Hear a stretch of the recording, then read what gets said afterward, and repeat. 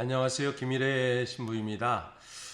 카톨릭교회 교리서 그동안 제1장 우리가 하느님을 알 수 있는 인간이다. 그래서 우리 자신이 피조물을 통해서 보여준 세계 질서 안에서 우리가 우리 이성을 통해서 하나님을 어느 정도 가까이 알 수 있다라고 이렇게 이야기했습니다. 오늘은 제2장 인간을 만나러 오시는 하느님입니다. 인간을 만나러 우리가 알 수 있는 하느님이고 또 인간을 우리에게 오시는 그분이라는 것을 이렇게 이야기하도록 하겠습니다. 제 50항입니다. 50항.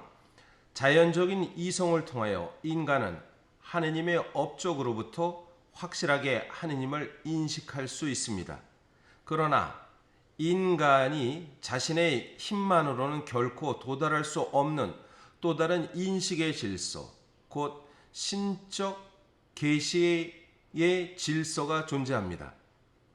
하느님께서는 완전히 자유로운 결정으로 당신을 계시하시고 내어 주십니다. 이것은 온 인류를 위하여 영원으로부터 그리스도 안에 마련하신 당신의 자비로운 계획과 당신의 신비를 드러내심으로써 이루어집니다. 하느님께서는 당신의 사랑하는 아들 예수 그리스도와 성령을 파견하시어 당신의 계획을 충만히 계시하십니다. 제2장 인간을 만나러 오신 하느님. 우리가 우리의 이성을 통해서 하느님에 대한 인식을 할 수 있습니다. 그러나 우리 자신이 절대적인, 왜냐하면 우리의 이성을 넘어서는 것이 있죠. 그것을 초이성이라고 말할 수 있습니다. 우리는 또 유한자지만 무한자가 있다라는 인식을 우리는 할 수 있죠. 어떻게 보면 토마스 아퀴나스의 신존재 증명에서도 보이지, 어떤 때 우리의 움직이는 무엇이 있기 때문에 움직이는 것이고, 우리가 한계가 유한하다는 것은 분명히 무한하다는 무엇이 있다는 것입니다.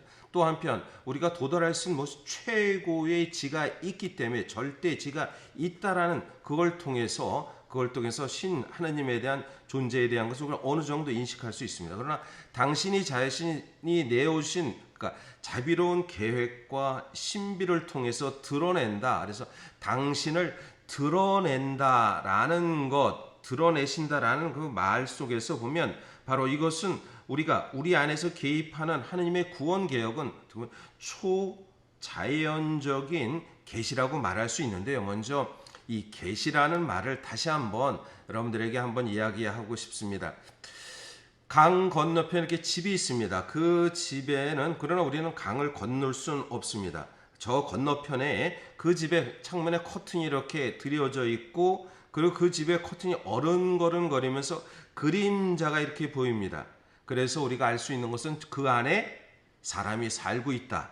그러나 살고 있다라는 그 이상 움직이기 때문에, 그러나 그 사람이 몇 명인지 어떻게 되는지 성격인지 무엇인지는 잘 알 수 없습니다. 저 사람이 어떤 사람이다 라는 것을 분명히 알 수 없습니다. 그러나 오늘 갑자기 커튼이 이렇게 거치게 됩니다. 그래서 우리는 그 사람을 보게 되죠. 저 사람은 남자구나. 저 사람은 젊은 남자구나. 라는 것을 이렇게 보게 됩니다. 그래서 그 강 건너편에 우리가 가서, 그리고 또 만약에 그 사람이 우리 쪽으로 오게 됩니다. 와서 서로 이야기하면, 이 사람이 어떤 사람이구나, 어떻게 살고 있구나 라는 것, 가족이 무엇인지 이렇게 이야기합니다. 이것이 바로 계시라고 말할 수 있습니다. 그래서 보면 계시라는 것은 보여준다, 즉 커튼에 들어간 장막을 이렇게 보여준다라는 것이지요. 어떻게 보면 제 얼굴도 여러분들이 이렇게 보고 있지만 가리고 있죠.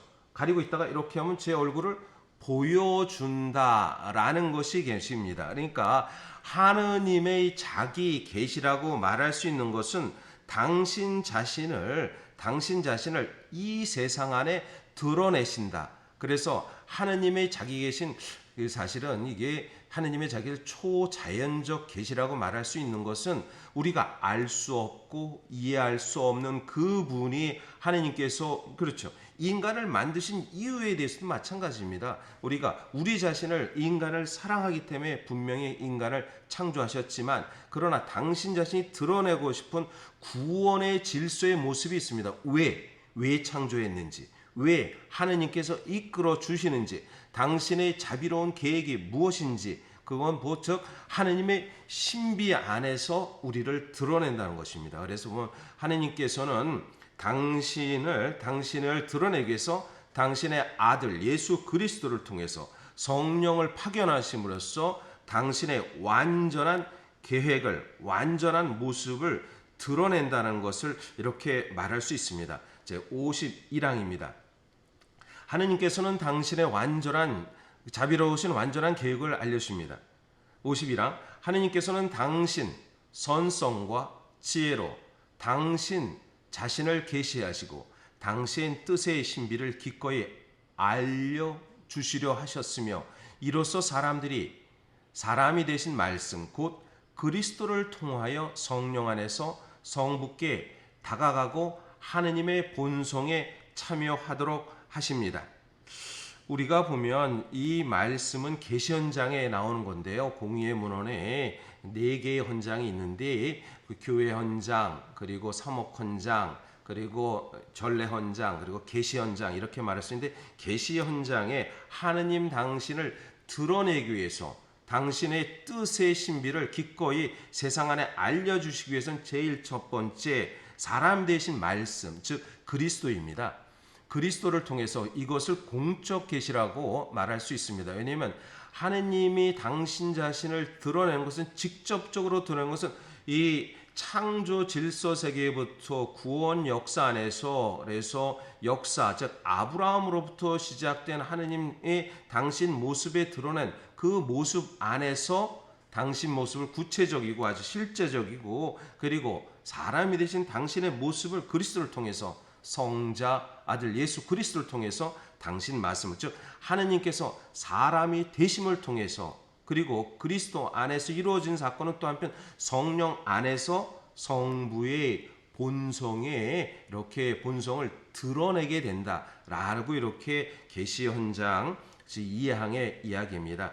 52항은 다가갈 수 없는 빛 속에 사시는 하느님께서는 당신께서 창조하신 자유로운 인간들을 당신 외아들 안에서 자녀로 삼으시려고 당신의 신적 생명을 인간들에게 주시고자 하십니다.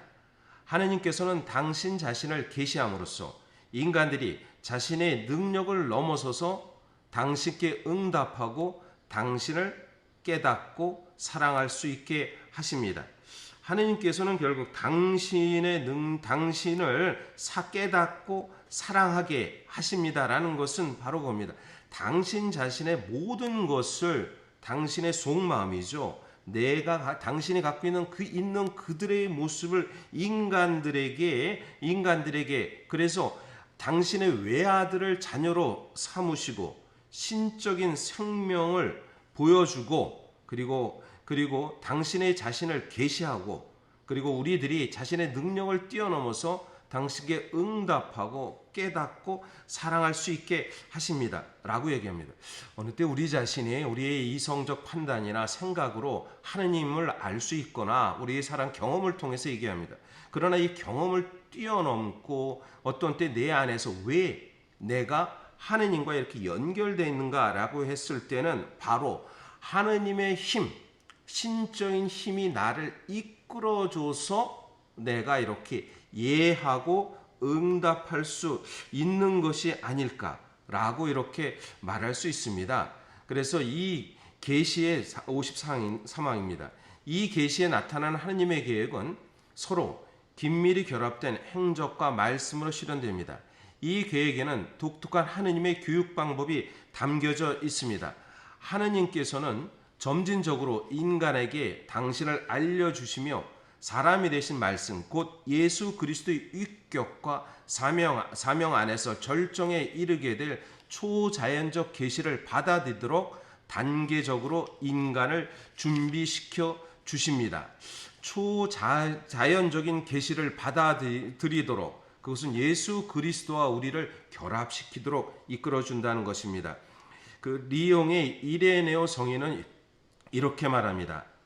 하느님의 말씀은 성부의 뜻에 따라 인간 안에서 머무셨고 인간이 하느님을 깨닫는데 익숙하게 하고 하느님께서 인간에게 계시하는데 익숙하게 하시려고 사람의 아들이 되셨습니다.